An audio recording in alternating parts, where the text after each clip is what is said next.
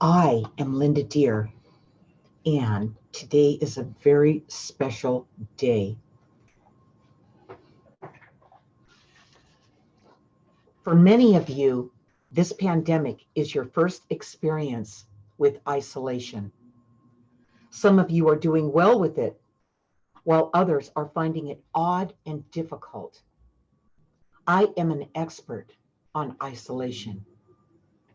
I was isolated for the first 16 years of my life in a family where I was unwanted, unloved, and abused physically, mentally, and psychologically. However, I found that although I was isolated, I was never alone. Through a series of dreams and failed attempts to flee my situation at an early age, I discovered that a group of loving, intelligent, light beings, who I call my spirit guides, had followed me here into this life, who assured me that life would get better for me if I could make it through childhood. Guided is the true story of my challenging childhood and beyond, as well as a wonderful spirit family who followed me here to see that I did survive those early years and isolation.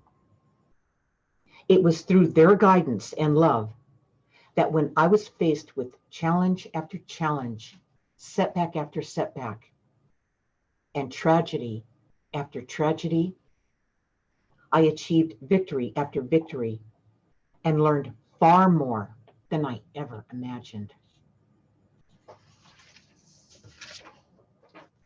Okay, I'm going to read from Guided. I'm going to start with the dedication. Dedication to my guides. I dedicate this book to those who have guided me, my life coaches, my best friends, my spirit guides.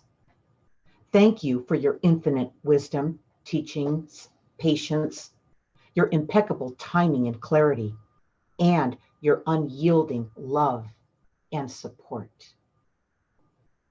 Thanks to my spirit guide angels, I have lived to tell my story. Without all of you, I wouldn't have made it. I wouldn't have wanted to. The foreword of Guided.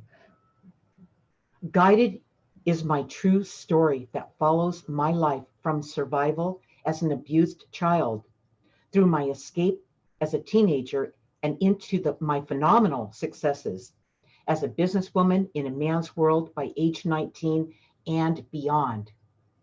Using my life as a template, Guided is the roadmap for stepping on board at any point along your life path to join forces with your own spirit guides to create a better life than you could have done on your own. Sprinkled throughout the book are 137 universally applicable tips, learnings, lessons, and awarenesses that I share directly from my lifelong relationship with my spirit guides. I have always experienced the paranormal as normal. As a small child, I discovered my spirit guide angels and developed a lifelong relationship with them. I had such a close connection to these benevolent companions that in 1994, one of them materialized right in front of me while I had a 35 millimeter Nikon camera in hand. That photo became the front cover of this book.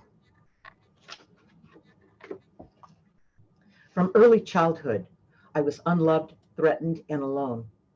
These benevolent beings provided me with unconditional love, and through that, they became the most influential teachers, life coaches, best friends, and protectors I could have ever had. They made the impossible possible throughout my life. As a result of their guidance, nothing has ever been out of reach for me. They can do this because they know you better than you know yourself. Most of all, this book will give you hope and help you never knew existed as you learn to detect your own spirit guide angels, interpret their messages, and take action. They will never let you down as you build this rapport with them. In the end, they may be the only ones who don't let you down.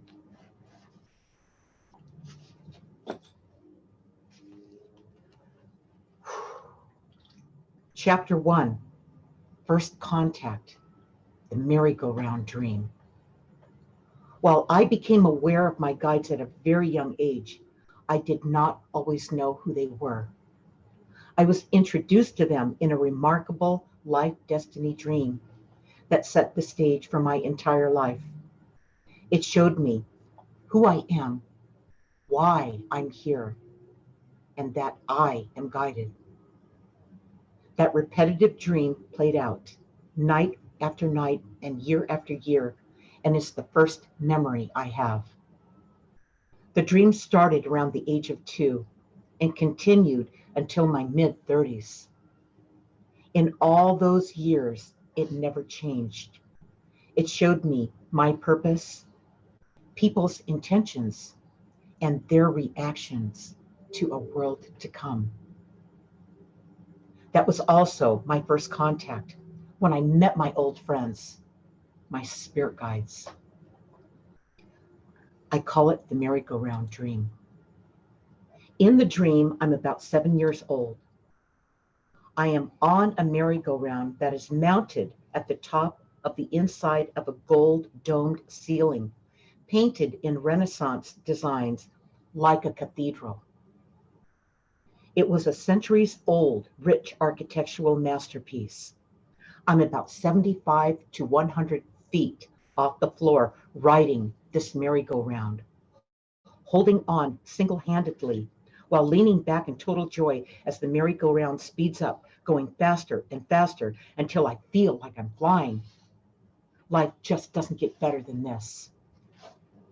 I'm having so much fun as everyone I know in the whole wide world is on this merry-go-round with me. As it speeds up, the other people start to get scared. Then, one by one, they begin to give up and let go. I see them fly off the merry-go-round, hitting the side walls of the domed ceiling, blood splattering everywhere.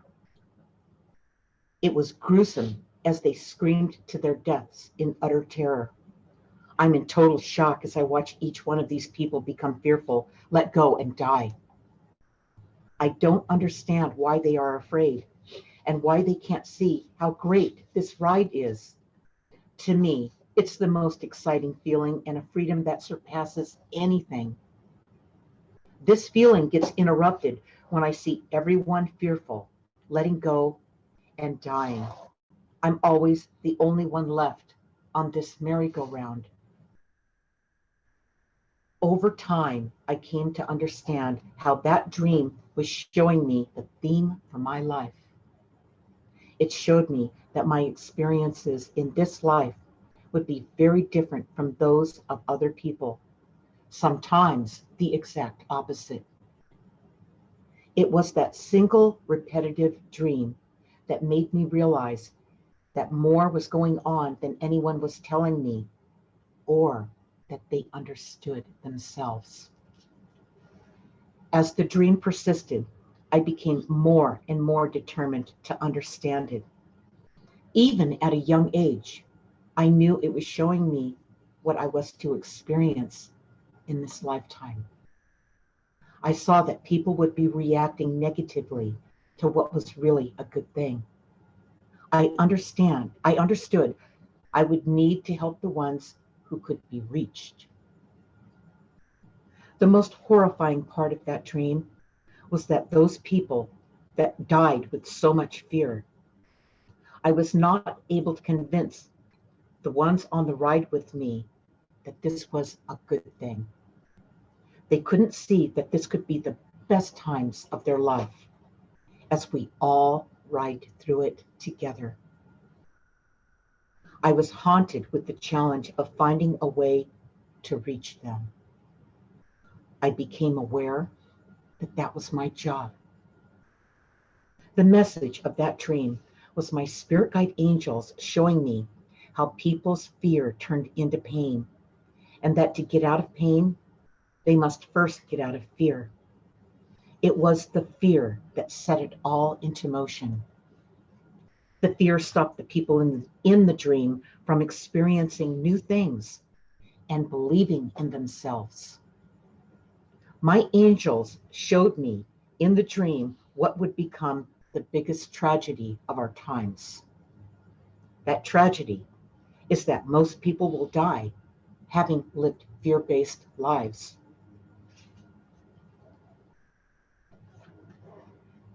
All right, let me get to the part here. All right, we're moving around a lot of time. The dream always left me feeling disappointed because I wanted all my fellow writers to enjoy this amazing life as much as I did. I was really excited to be here. It was a very sad feeling to be the only one who knew what a remarkable life this is. The other people in the dream who didn't understand this made being here in this life hard when it didn't need to be that way. It was as if I was the only happy, enthusiastic person on the planet. As I saw that, I realized I was missing something very important, that what I knew from somewhere else was missing here. These clues about what was really happening in this life led me to spend most of my time alone and keep my thoughts to myself. I became an observer of others while letting them think they had all the answers. The longing to find that elusive part that was missing consumed me. I experienced a deep loneliness that couldn't even begin to be fulfilled by anyone here in this life. That dream shocked me into remembering what I knew before I got here and why I was here. I was not interested in the self-defeating, life-draining examples that were all around me at home and in society. They reflected a horrifying interpretation of this life. I was definitely alone in this awareness. I had a memory of a time before coming into this life. I remembered the exciting feeling about how I could do anything once I got here. That's what it feels like before you get here. It's like an urge you cannot resist. This urge is so powerful that we are blinded by the reality of actually being here. The source of the soul's urge is so pure that it doesn't consider the folly of mankind when breaking through from the other side into this world. This is how it really is before we get here, before we are assigned our amnesia and forget. But I remembered. And remembering is what made me different right from the start. It also opened the way for me to accept my guidance. But remembering also put me at risk because those who didn't remember would think I was crazy or a threat or something else that might harm them. And my spirit guides knew that. I began to realize what a hostile place this world could be, and it was such a disappointment. In order to live out the urge that brought me here, to come into this life, I realized I would have to go it alone. I also knew I needed solitary time to explore it.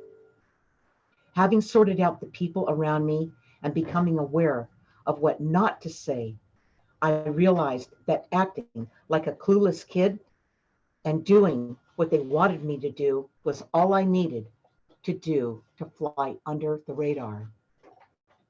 Doing that, I felt like an imposter, when in fact, with my greater awareness, I knew I was the authentic one. I also realized that nothing was wrong with me.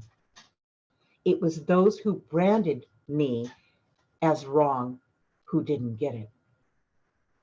What I was experiencing and learning was normal, not paranormal. With the majority of the confusion and disappointments behind me, I became much more accessible to the magic that was mine all along. This is how the dream put me in touch with my true essence. From that from that place, I could fearlessly enjoy my secret freedoms and the reawakened excitement of being here in this life. The dream made me see what I needed to understand in order to navigate through this life. It trained me to be detached at a very early age and see things for what they really are. It showed me a future where things would be speeding up and how people would react. Again, it showed me that it would be very hard to reach these people. How could a preschool child learn all this, let alone comprehend it? I knew I had help, but who was it coming from? These realizations came through very clearly. It was from remembering or never forgetting, or both, that would enable me to achieve what I came here to do. All this was breaking my heart because I was longing for something that wasn't here. I had answers I couldn't explain. They were just there for me to decide if, how, and when to apply them. These answers were only good for me because I was too young to articulate them. Even if I could, there was no one to explore them with whom I could relate to. I was on my own, or was I? It was getting so my curiosity about who was helping me was bigger than the why. At times, the dream felt like a curse because it wouldn't stop. However, it was this dream that awakened and transformed me right from the beginning. I came to realize that the merry-go-round dream represented the wheel of life, the karmic cycle of what is learned in other lifetimes, and being with others who had been in those lifetimes with me. You would think that having such an advantage of knowing these things at an early age would be a great thing. I can tell you firsthand, it was just as confusing and painful as it was an advantage. The hardest part was thinking I was alone in this awareness. Here I was having all these exciting experiences, and I had no one to share them with. I felt disappointment most of the time with regard to other people. It was as if they were living in a different reality, or I was.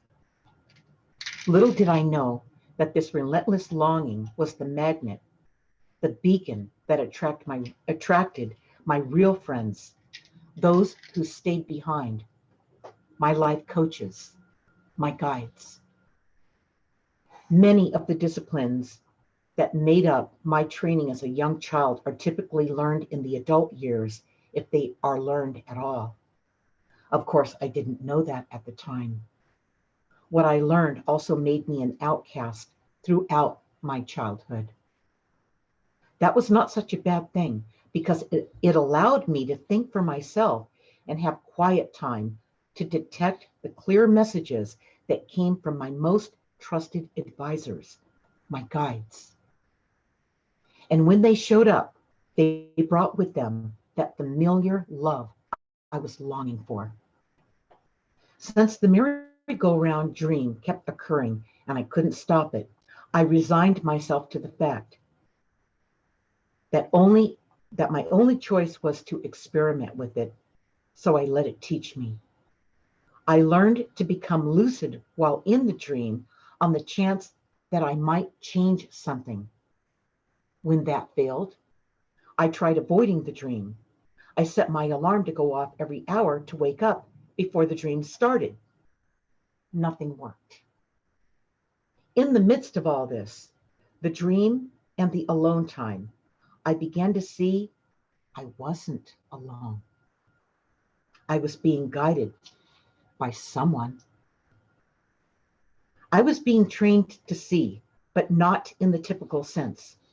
I started seeing things out of the peripheral vision that would disappear if I looked at them straight on. It didn't make some sense, but it was real. That taught me not to overanalyze anything.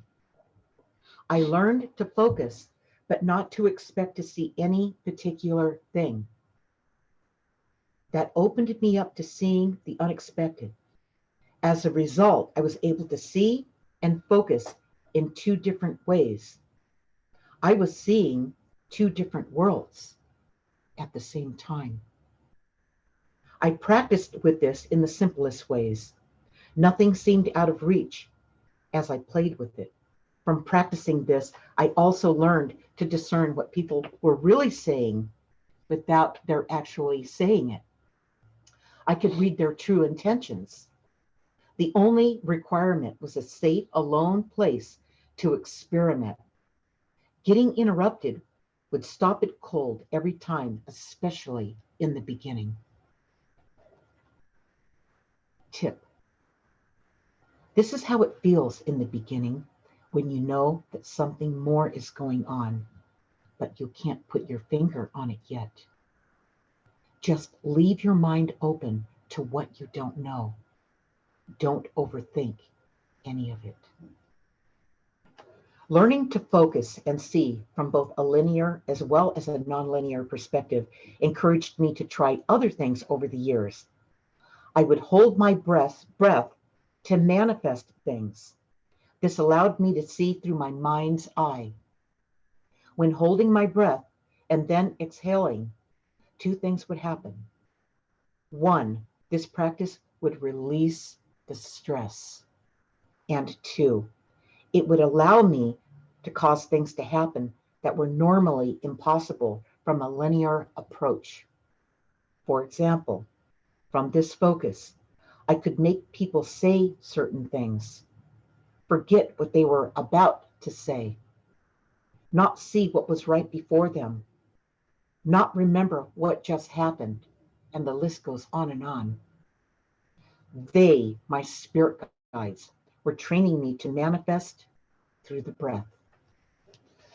I never talked about doing any of these things. I knew that if I told anyone, it would invite unnecessary confrontation that would interfere with my experiments. Although I kept expanding myself, I still managed to act normal, not bringing attention to my real self. Life was boring for me most of the time, as it was always filled up with a lot of unnecessary drama. I just wasn't interested in the mundane things that were the norm for everyone else. My approach was to let them think that they knew what was best and leave it at that.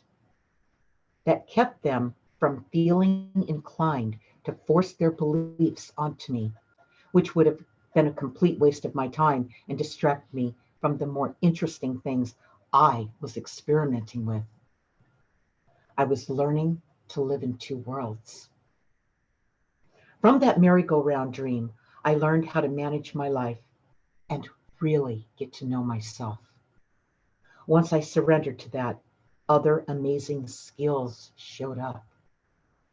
Without thinking about it or analyzing it, these hidden parts of me just came to life. Learning the way I did was both endless and effortless because I had help, their help. The merry-go-round dream taught me to be a self-thinker and figure out the dilemmas I was facing with the training I received from my guides.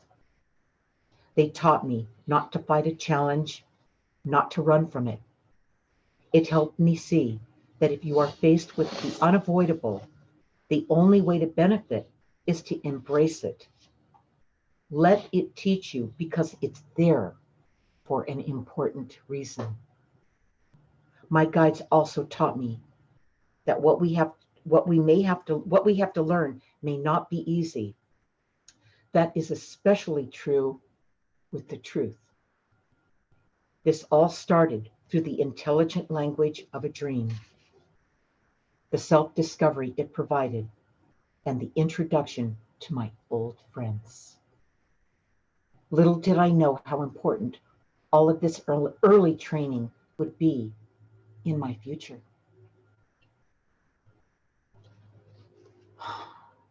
The merry-go-round ride has just begun. Are you ready? Guided is a prophetic story for everyone's life going forward.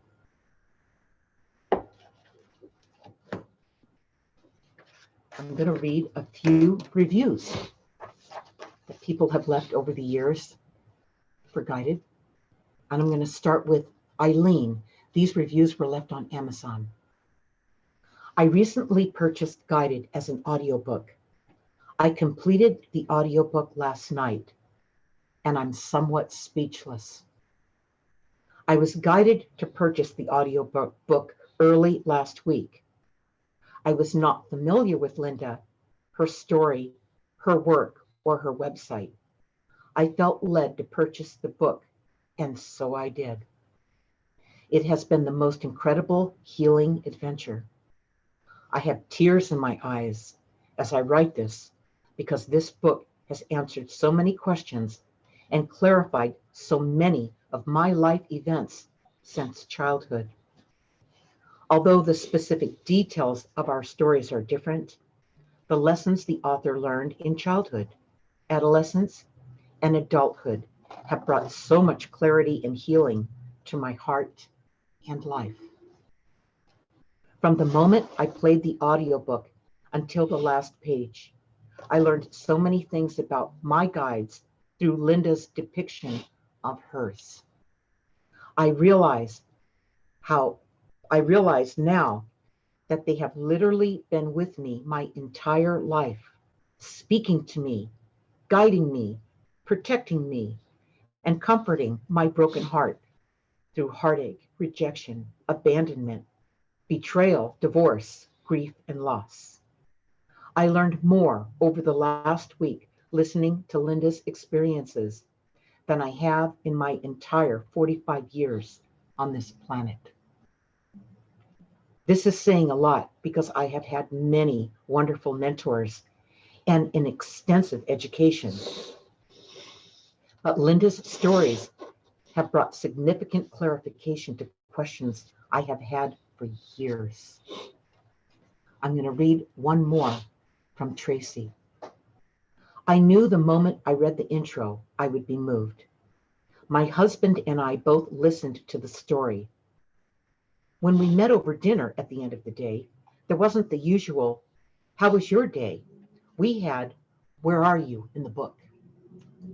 Or, are you on part 3? Where? I have shared this story with many people I know that would experience the same feelings I had. Let the healing begin. Thank you, Linda, for sharing your life with me. I am forever grateful. Blessings. All right. So that concludes chapter 1 of reading Guided. And if you enjoyed this story, leave your comments below so other people can see. And you'll see where you could purchase Guided in the description of the video. And just to give you a little heads up, if you guys liked this and you want me to do this again, I will be reading from chapter 2, Second Contact. Torment brings my guides into focus. And here I am. Here I am at 20 months old in part 2. If you want me to read that next time, let me know in the comment area below. Be safe. Use your isolation to your advantage. It's there for a reason. There are no accidents.